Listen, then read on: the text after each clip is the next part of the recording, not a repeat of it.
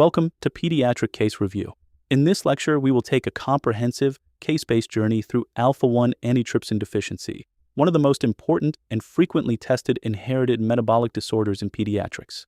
We will cover genetics and pathophysiology, clinical presentations from the newborn period through adolescence, examination findings, investigations, treatment strategies, and serious complications. Let us begin. Case 1. Genetics. A 3-month-old boy presents with prolonged jaundice. Genetic testing is ordered for a suspected metabolic disease and reveals a mutation. The question is, which of the following is the most common severe deficiency allele for alpha-1 antitrypsin? Option A, PI-M. Option B, PI-S. Option C, PI-Z. Option D, PI-F. Take a moment to think about which allele is associated with the most severe clinical deficiency before we reveal the answer. The correct answer is option C, PI-Z. The PI-Z allele is the most common mutation leading to severe alpha-1 antitrypsin deficiency. The normal, or wild type, allele is PI-M, and individuals with 2 normal copies, meaning the PI-M-M genotype, have completely normal serum levels and normal enzyme function. Individuals who are homozygous for the PI-Z allele, meaning the PI-ZZ genotype, have serum levels reduced to only 10 to 15% of normal, placing them at high risk for both early-onset emphysema and pediatric liver disease. The PI-S allele causes a much milder reduction in serum levels and is rarely associated with severe clinical disease on its own. Case 2. Pathophysiology. Returning to the infant from Case 1 with the PI-ZZ genotype. An important concept in this disease is that liver damage and lung damage occur through 2 completely different mechanisms. The question is, how does the PI-Z mutation specifically cause liver damage? Option A, loss of protease inhibition in the liver.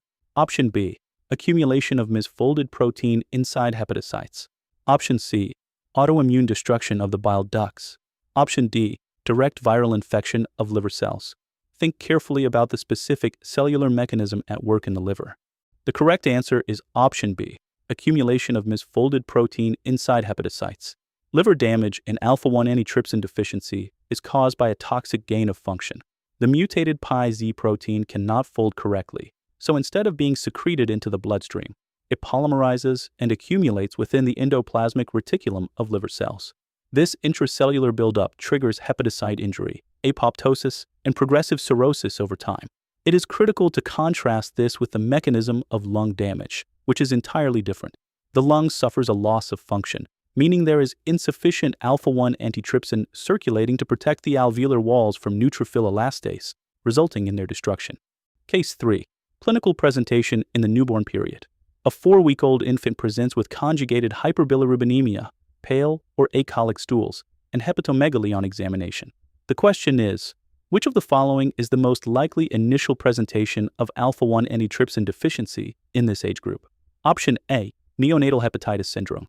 Option B, spontaneous pneumothorax. Option C, intestinal atresia. Option D, cardiomyopathy. Carefully evaluate the combination of neonatal symptoms presented before choosing your answer. The correct answer is option A, neonatal hepatitis syndrome. In neonates, alpha-1 antitrypsin deficiency most commonly presents as neonatal cholestasis or neonatal hepatitis syndrome. These infants display prolonged jaundice with an elevated conjugated bilirubin, pale or acholic stools due to reduced bile flow, and an enlarged liver on examination. This constellation of findings should always prompt investigation for a metabolic cause, with alpha-1 antitrypsin deficiency high on the differential. While many affected infants recover fully from this initial cholestatic phase, a significant proportion will go on to develop chronic liver disease later in childhood, which is why early diagnosis is so important. Case 4. Clinical presentation in childhood. A 10-year-old girl has a history of transient neonatal jaundice and now presents with worsening fatigue and abdominal distension. Abdominal ultrasound reveals a coarse liver echo pattern and splenomegaly. The question is, what is the most likely underlying complication explaining this clinical picture? Option A, acute viral hepatitis. Option B, biliary atresia presenting late. Option C, progressive liver fibrosis leading to cirrhosis and portal hypertension. Option D, hepatic steatosis from dietary causes. Think about what the combination of a coarse liver texture, an enlarged spleen, and abdominal distension tells you about the state of the liver. The correct answer is progressive liver fibrosis leading to cirrhosis and portal hypertension. Children with severe alpha-1 antitrypsin deficiency can develop insidious, progressive liver fibrosis over years as the accumulated misfolded protein causes chronic hepatocyte inflammation. Splenomegaly and abdominal distension from ascites are classic signs of portal hypertension, which develops as the architectural distortion of cirrhosis obstructs blood flow through the liver. Other portal hypertension signs include esophageal varices and thrombocytopenia. Biliary atresia is an important differential in neonates, but typically presents in the first weeks of life, not at 10 years of age. Case 5. Pulmonary clinical presentation. A 15-year-old boy with known alpha-1 antitrypsin deficiency develops a chronic cough and shortness of breath. Pulmonary function tests reveal an obstructive pattern. The question is, what type of pulmonary disease is most characteristic of alpha-1 antitrypsin deficiency? Option A, restrictive lung disease with pulmonary fibrosis. Option B, panaciner emphysema predominantly affecting the lower lobes. Option C, centriacinar emphysema predominantly affecting the upper lobes. Option D, bronchiectasis with mucus plugging. Consider both the type of emphysema and the specific lung zones most affected in this condition. The correct answer is option B, panaciner emphysema, predominantly affecting the lower lobes of the lungs. This is the classic pulmonary manifestation of alpha-1 antitrypsin deficiency, and it occurs because uninhibited neutrophil elastase destroys the entire alveolar wall structure, hence the term panaciner, meaning the entire acinus is involved. The lower lobe predominance is a distinctive feature that helps differentiate this from smoking-related emphysema. Centriacinar emphysema, associated with cigarette smoking, affects the central part of the acinus and tends to damage the upper lobes first. Understanding this anatomical distinction is frequently tested and clinically important when interpreting imaging in these patients. Case 6. Examination findings. A 7-year-old child with confirmed alpha-1 antitrypsin deficiency is attending a routine physical examination. The question is, which physical examination finding would most strongly suggest advanced liver disease in this patient? Option A, soft, smooth, mildly enlarged liver edge. Option B, firm, nodular, irregular liver edge on palpation. Option C, diffuse abdominal tenderness on deep palpation. Option D, hyperactive bowel sounds. Think about what the texture and consistency of the liver edge tells you about the underlying hepatic architecture. The correct answer is option B, a firm, nodular, and irregular liver edge on palpation. When performing abdominal examination, the technique is to begin palpation in the right lower quadrant and move superiorly to feel the liver edge on inspiration. A normal, healthy liver edge is typically soft and smooth to the touch. However, when chronic inflammation and fibrosis progress to cirrhosis, the liver architecture is fundamentally disrupted, and the edge becomes firm, irregular, and nodular, which is a critical clinical clue that advanced fibrotic changes are present. Other examination findings suggesting advanced liver disease include spider angiomas, palmar erythema, and a palpable spleen. Case 7. Examination findings continued. A 4-month-old male presents to the clinic. His mother reports poor weight gain. Examination reveals a prominent abdomen and yellowing of both the skin and the eyes. The question is, what is the clinical term for the yellowing of the white part of the eye, known as the sclera, seen in this patient? Option A, cyanosis. Option B, pallor. Option C, icterus. Option D, erythema. Think carefully about the specific terminology used for each type of abnormal coloration seen on clinical examination. The correct answer is option C, icterus, or more specifically scleral icterus. Icterus is the medical term for the yellowing of the white part of the eye caused by systemic deposition of elevated bilirubin. It is a hallmark physical finding in any infant with cholestatic liver disease and is often visible before generalized skin jaundice becomes apparent, because the sclera has a high affinity for bilirubin.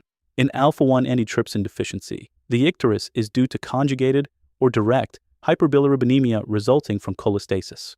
To complete the terminology, cyanosis is bluish discoloration from low oxygen, pallor is paleness from reduced hemoglobin, and erythema is redness of the skin. Case 8. Investigations. A 6-week-old girl presents with prolonged direct hyperbilirubinemia and a metabolic etiology is suspected.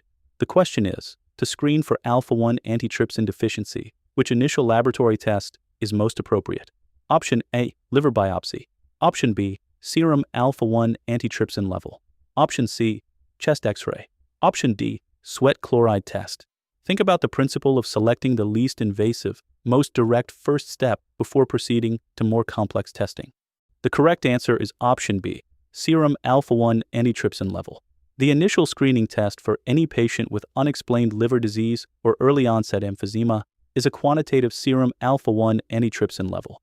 It is the most direct, least invasive, and most cost-effective first step, with a normal range typically between 100 and 300 milligrams per deciliter. If the level returns abnormally low, further confirmatory testing is required to identify the specific alleles. There is an important caveat.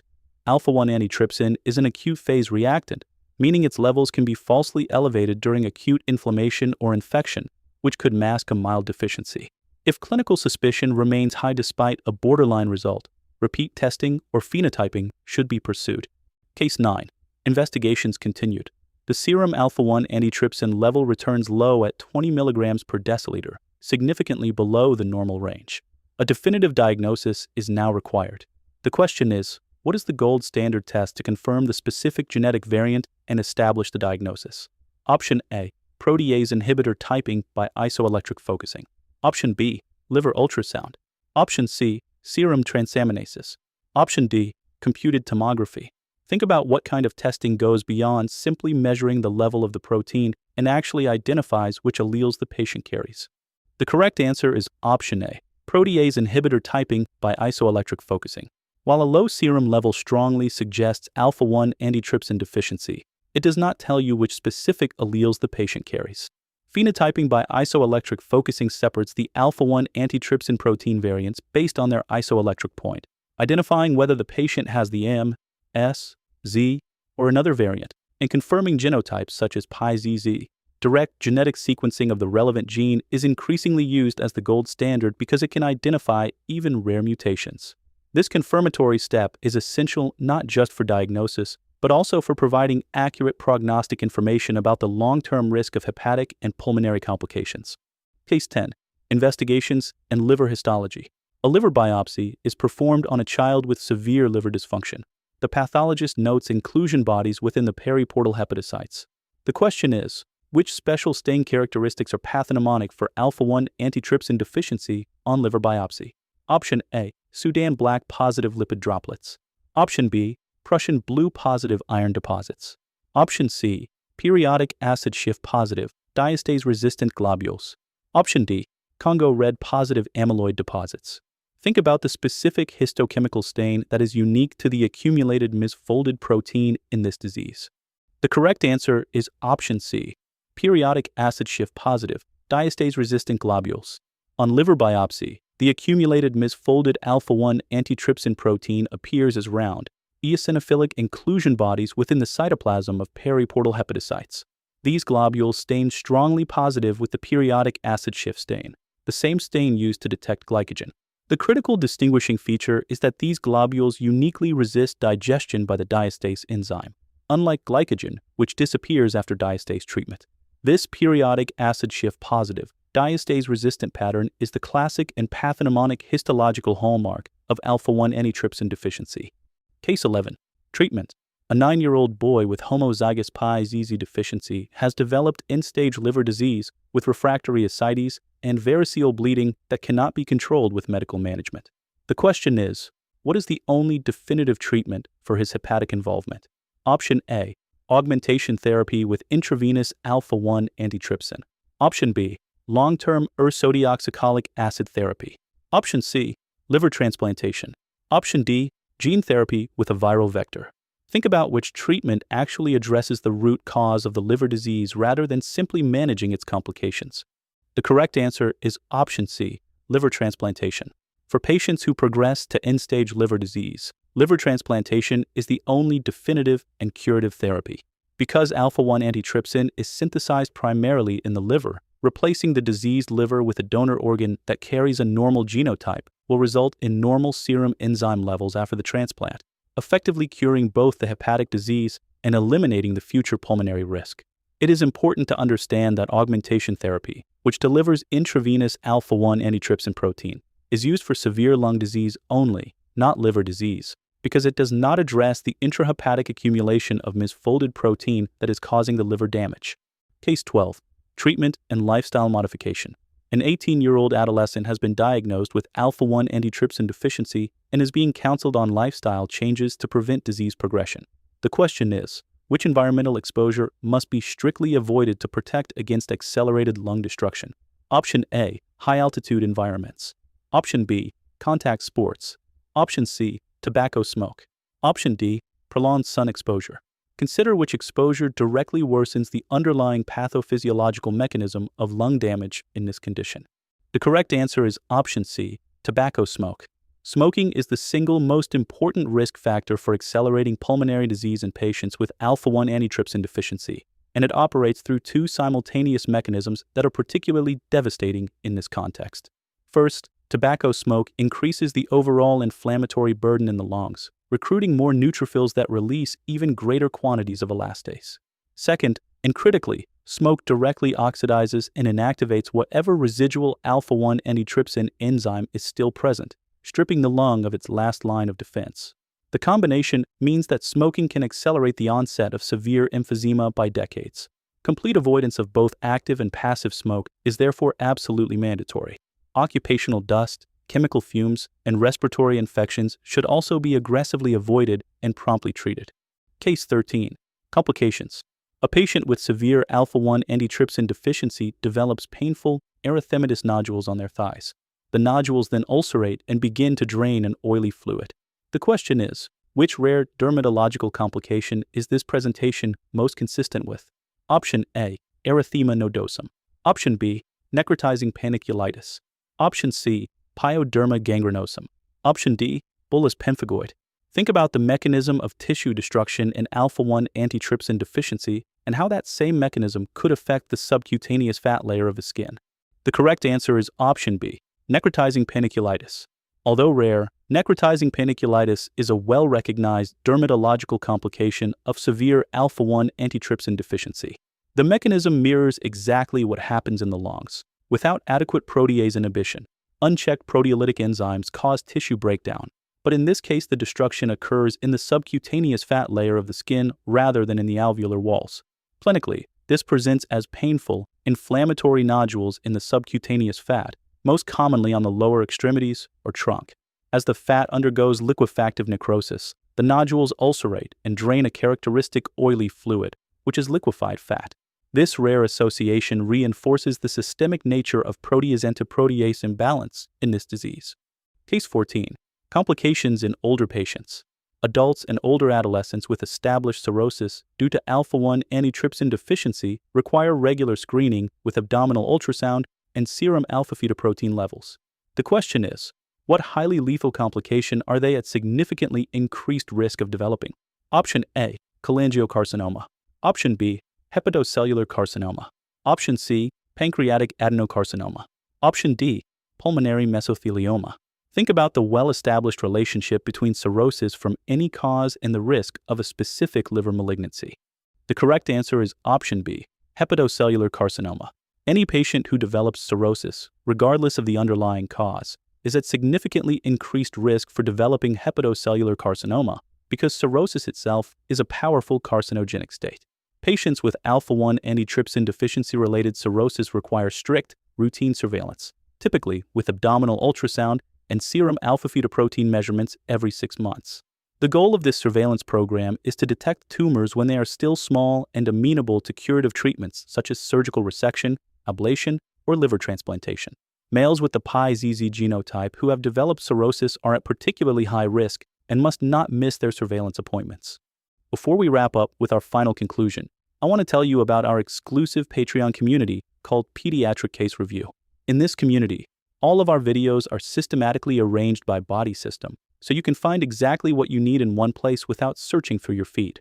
All the presentation slides used in the videos are also available as high-quality photos, so you can read through them, practice the questions, and test yourself at your own pace. If you are interested in joining and want to know how to subscribe, simply comment below this post, and we will message you directly with all the details. And that brings us to the end of today's lecture on alpha-1 antitrypsin deficiency. To summarize, the PiZ allele is the most common severe deficiency allele, and the homozygous PiZZ genotype carries the greatest disease burden. Liver damage occurs through toxic accumulation of misfolded protein and hepatocytes, while lung damage occurs through loss of protective function against neutrophil elastase. In neonates, look for neonatal hepatitis syndrome. In older children, Watch for progressive cirrhosis and portal hypertension. In adolescents, monitor for early onset panicine or emphysema affecting the lower lobes. The diagnostic pathway starts with serum alpha-1 antitrypsin levels and is confirmed by protease inhibitor phenotyping or genetic sequencing. Liver transplantation is the only cure for end-stage liver disease, and tobacco smoke avoidance is the most critical lifestyle intervention for lung protection. If you found this lecture helpful, please follow our channel for more high-quality pediatric case reviews. Drop any questions in the comments below. Thank you for studying with Pediatric Case Review.